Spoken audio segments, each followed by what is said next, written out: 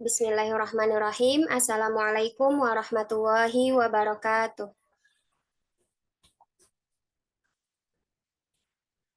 Puji syukur kehadirat Allah Subhanahu wa Ta'ala yang telah memberi kita nikmat dan karunia-Nya, sehingga kita dapat melaksanakan Zoom meeting pada pagi hari ini. Selawat beriring salam kita kirimkan kepada junjungan Nabi besar kita, Nabi Muhammad Rasulullah Shallallahu Alaihi Wasallam, dengan berlafazkan doa, Allahumma sholli ala Sayyidina Muhammad wa ala ali Sayyidina Muhammad. Yang terhormat, Ibu dosen pengampu mata kuliah Administrasi dan Supervisi Pendidikan, yaitu Ibu Dr. Nufriyanti Akhyar, MPD. Baiklah, langsung saja perkenalkan, kami dari kelompok 6 yang beranggotakan saya sendiri, Fitria Wilda, dengan NIM 22129152, dan rekan saya, Yulia Rahma Putri, dengan NIM 22006051. Baiklah, pada kesempatan kali ini kami akan membahas tentang konsep administrasi sarana dan prasarana. Untuk materi yang pertama akan saya jelaskan sendiri. Konsep administrasi sarana dan prasarana. Administrasi sarana dan prasarana ini terdiri dari 3 kata, yaitu administrasi, sarana, dan prasarana. Yang pertama itu ada kata administrasi. Administrasi menurut Kamus Besar Bahasa Indonesia adalah sebuah usaha atau kegiatan yang berisi penetapan tujuan serta penetapan cara-cara penyelenggaraan pembinaan organisasi. Selanjutnya ada kata sarana. Menurut KBBI, sarana adalah segala sesuatu yang dapat dipakai sebagai alat dalam mencapai maksud atau tujuan. Dan yang terakhir ada kata prasarana. Prasarana menurut Kamus Besar Bahasa Indonesia adalah segala sesuatu yang merupakan penunjang utama terselenggaranya suatu proses, baik itu usaha, pembangunan, proyek, ataupun lain sebagainya. Dari pengertian di atas, dapat kita ketahui bahwa administrasi sarana dan prasarana adalah semua konsep yang menunjang proses pendidikan secara langsung maupun tidak langsung untuk mencapai tujuan secara efektif dan efisien. Selanjutnya adalah tujuan administrasi sarana dan prasarana. Asifa dan Afriansyah pada tahun 2019 mengemukakan beberapa tujuan administrasi sarana dan prasarana. Yang pertama adalah memberikan sebuah informasi dan juga data untuk menentukan dan membuat sebuah rencana kebutuhan barang. Yang kedua, mampu memberikan penyediaan barang sesuai dengan keperluan. Yang ketiga, memberikan informasi terkait dengan pembekalan untuk sarana dan prasarana dalam pengawasan dan pengendalian. Yang keempat, mampu memberikan pedoman dalam melaksanakan pengadaan barang. Yang kelima, mampu memberikan keterangan terhadap keadaan barang, baik itu bagus, rusak, ringan, dan rusak berat. Yang terakhir adalah mempermudah dalam memperoleh informasi untuk pengontrolan dan evaluasi sarana dan prasarana. Sedangkan menurut Amiyati pada tahun 2019, maksud dan tujuan dari administrasi sarana dan prasarana itu adalah untuk menjadikan alat ukur sebuah keberhasilan dalam menilai pengelolaan perbekalan sekolah. Baiklah, sekian materi tentang konsep dan tujuan dari administrasi sarana dan prasarana.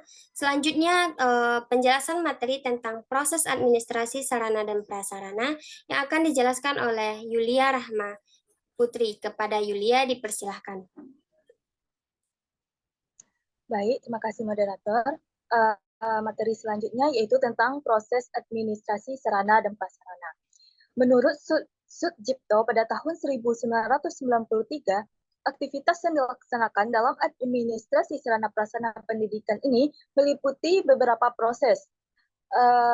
Prosesnya yang pertama yaitu perencanaan, di mana dalam proses ini yang dilakukan yaitu melakukan analisis terhadap kebutuhan apa yang diperlukan dalam proses pembelajaran, sehingga nantinya akan muncul istilah kebutuhan yang diperlukan dan kebutuhan yang menunjang. Selanjutnya, proses selanjutnya yaitu pengadaan, di mana Proses ini merupakan salah satu langkah yang berisi kegiatan penyediaan sarana dan prasarana untuk menunjang pelaksanaan tugas. Selanjutnya ada proses inventaris, di mana inventarisasi dapat juga disebut sebagai proses pencatatan atas sarana prasarana yang ada.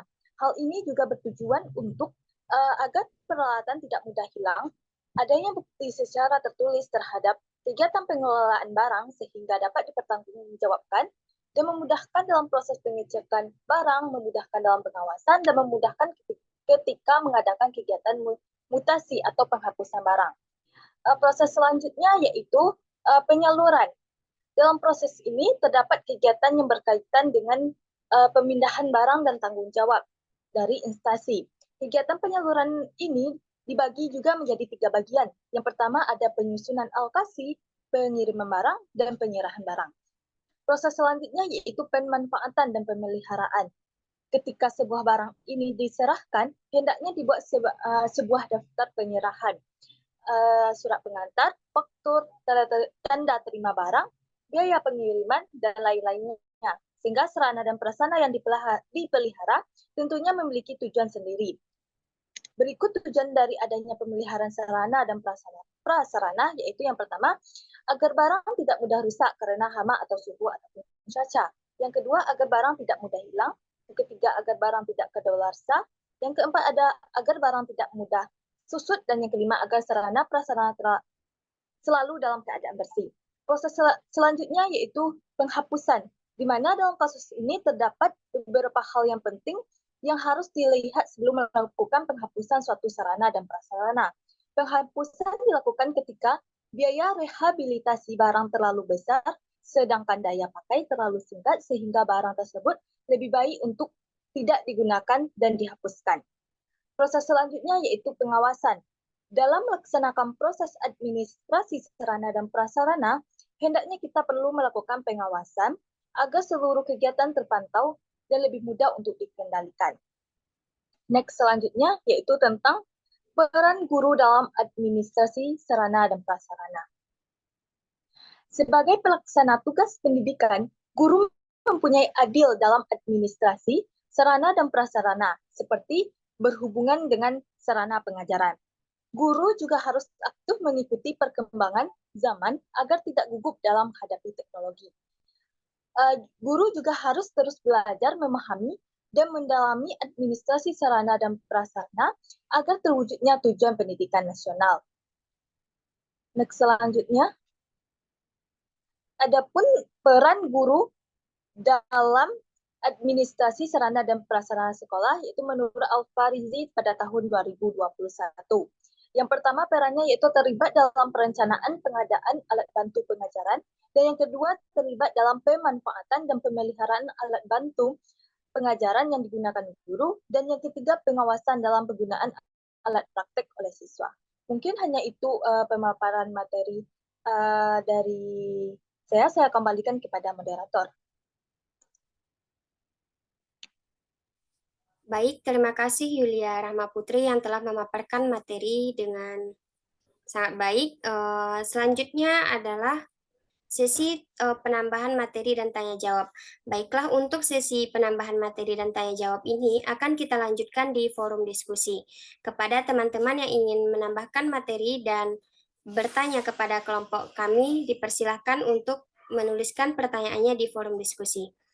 Baiklah, mungkin cukup sekian presentasi dari kelompok kami. Terima kasih atas perhatiannya. Kami akhiri. Assalamualaikum warahmatullahi wabarakatuh. Waalaikumsalam.